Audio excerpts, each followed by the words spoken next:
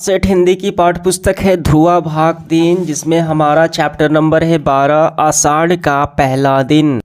देखिए, आषाढ़ का पहला दिन भवानी प्रसाद मिश्र द्वारा रचित एक कविता है, जिसमें कवि भीषण गर्मी के बाद मानसून के आगमन का वर्णन करते हैं। ये कविता बारिश की पहली बौछार, आंधी, बादल और किसान की खुशी दर्शाती है जब बारिश आती है तो, और वर्षा के आने के बाद अनोखे जो दृश्य होते हैं उनका सजीव चित्रण ये करते हैं इस अध्याय में, जिससे कि जो धरती है वो हरा भरा हो जाती है और किसान खुश हो जाते हैं बारिश आने से। ठीक, तो चलिए हम इसके सारे अभ्यास के प्रश्न हल करते हैं। पाठ से वाले सवाल, किसान को बादल का इंतज़ार क्यों रहता है? तो हम लिखेंगे इसका आंसर, देखिए ऐसे, किसान को बादलों का इंतज़ार रहता है क्योंकि भीषण गर्मी के बाद वर्षा लेकर आते हैं। कौन? बादल ही तो लेकर आते हैं। इन बादलों से बरसने वाले पानी से उसके सूखे खेत सींच आते हैं, जिससे कि फसलें लहलहा उठती हैं और बंजर भूमि में जीवन का संचार होता है। ठीक, तो इसीलिए किसान को बादल का इंतज़ार रहता है। अब इसके बाद देखिए दूसरा, कवि को वर्षा होने पर किसान की याद क्यों आती है? तो लिखेंगे इसका आंसर, कवि भवानी प्रसाद मिश्र को वर्षा होने पर किसान की याद इसलिए आती है क्योंकि वे मानते हैं कि वर्षा वास्तव में किसान के खेतों के लिए वरदान है, जो उनकी मेहनत को सफल बनाती है।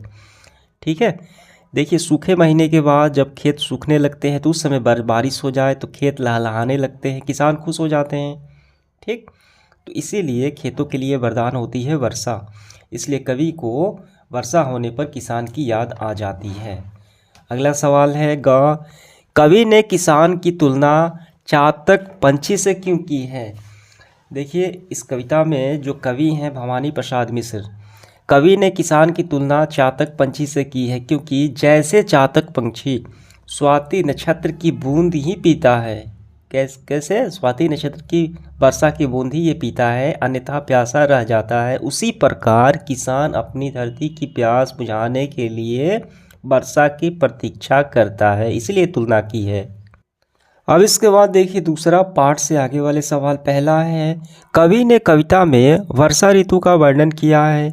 वर्षा ऋतु के बाद कौन सी ऋतु आती है? बारिश का मौसम ख़त्म हो जाता है, मानसून। उसके बाद कौन सा महीना आता है, ऋतु आती है? उसके बारे में अपना अनुभव बताओ।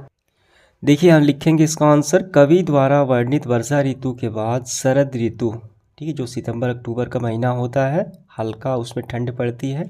ठीक है, ये मौसम सितंबर अक्टूबर के आसपास होते हैं। मेरे अनुभव से यह मौसम वर्षा के उमस और कीचड़ को ख़त्म कर सुखद ताजगी लाता है, जिसमें कि हल्की ठंडी की शुरुआत होती है। ये आपका उत्तर हो गया। अगला सवाल है, देखिए ख पाठ में, वर्षा ऋतु से पहले लोग क्या क्या तैयारियां करते हैं? जो बरसात का मौसम आता है उससे पहले लोग क्या क्या तैयारियां करते हैं, उनमें से कुछ लोगों के बारे में जानकारियां एकत्र करके हमें सूची तैयार करनी है। देखिए लिखेंगे हम, वर्षा ऋतु से पहले लोग कई प्रकार की तैयारियां करते हैं, जैसे लोग अपने घरों की छतों और दीवारों को मरम्मत और बाढ़ से बचने की व्यवस्था करते हैं, क्योंकि बारिश आती है तो सब इससे परेशानी हो जाती है। ठीक है, छत से पानी रिसने लगते हैं, बाढ़ आ जाती है। दूसरा है, लोग बरसाती कपड़े और छाते हैं वो खरीदते हैं। तीसरा है, किसान खेतों में बीज बोने की तैयारी करते हैं बारिश आने से पूर्व। इसके बाद देखिए तीसरा है, पहला दिन। तुम अपनी कक्षा में जब पहले दिन आए थे तो उस दिन क्या क्या हुआ था? अपनी याद से अपने अनुभव को 10 वाक्यों में लिखकर दिखाओ। तो इसका आंसर हम लिखेंगे, जब मैं अपनी कक्षा में पहले दिन आया था तब मैं थोड़ा घबराया हुआ था। नई किताबें बैग के साथ स्कूल जाना उत्साहित कर रहा था। कक्षा में दाखिला होते ही मैंने सभी को देखा, लेकिन कोई भी परिचित नहीं था। ठीक है, शिक्षक ने उनसे परिचय करवाया। ये सारी बातें आपको लिख लेनी है।